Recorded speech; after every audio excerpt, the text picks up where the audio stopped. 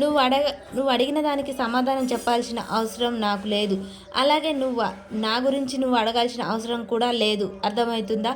తీర్పు అనేది ఎవరికైనా ఒకే తీరుగా చెప్తారు, మనుషులను బట్టి చెప్పరు అనగానే విజయమ్మ అవునా మాకు తెలియదులే అని చెప్పగానే చూడండి ధర్మయ్య గారు, నాకు కోడల్ని కూతురులా పెంచుకున్నాను, నా కొడుకు చనిపోయాక ఎంతో ప్రేమగా చూసుకుంటున్నాను అని చెప్పేసాను. అవునా మాకు అర్థమవుతూనే ఉంది నువ్వు ఎంత ప్రేమగా పెంచుకుంటున్నావో ఎలా చూసుకుంటున్నావో. నీ కూతుర్ని ప్రేమగా పెంచుకుంటున్నావు కాదని మేము అంటలేను, కానీ నీ కూతురు తల్లి కాగలదా అని విజయమ్మ అనగానే చెంచలమ్మ నా కోడలు పెళ్ళి కావాలి అని అనుకుంటుందా అని గట్టిగా అంటుంది.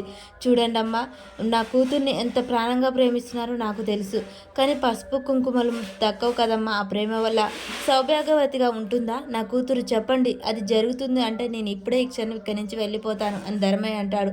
చూడు చెంచలమ్మ, నీ కోడల్ని ప్రేమగా చూసావో చూడలేదో మాకు అనవసరం, కానీ నీ కోడలు కడుపు పండగలదా నీ ప్రేమతో? తను సుఖంగా సంతోషంగా ఉండగలదా నీ ప్రేమతో అని చెప్పేసి విజయమ్మ నిలదీస్తూ ఉంటుంది.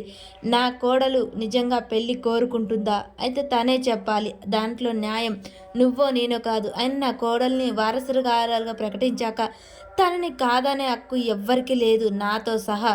ఆయన తీర్పు రాకముందుకే నువ్వు నిందించడం తప్పు కాదు. ఈ ఊళ్ళో ఎవ్వరికైనా సరే తీర్పు వచ్చాక అడిగే అధికారం హక్కు అన్నీ ఉన్నాయి. తీర్పు రాకముందుకే ఇలా చేయటం బాగాలేదు విజయమ్మ.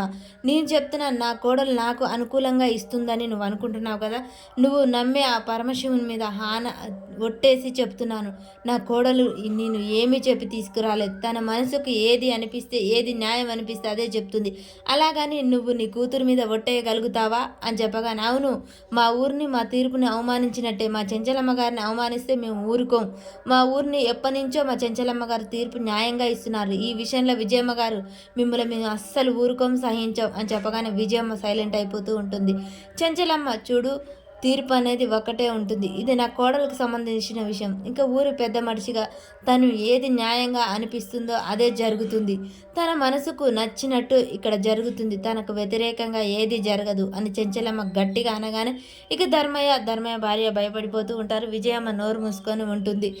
ఆగండి అని ఒక్కసారిగా సింధూర వీళ్ళ మాటలన్నీ విని సింధూర ఒక్కసారిగా ఆగండి అనేది గట్టిగా అంటుంది. మరి తన తీర్పు ఏ విధంగా న్యాయం చేస్తుంది అనేది మనకు నెక్స్ట్ వీడియోలో తెలుస్తుంది.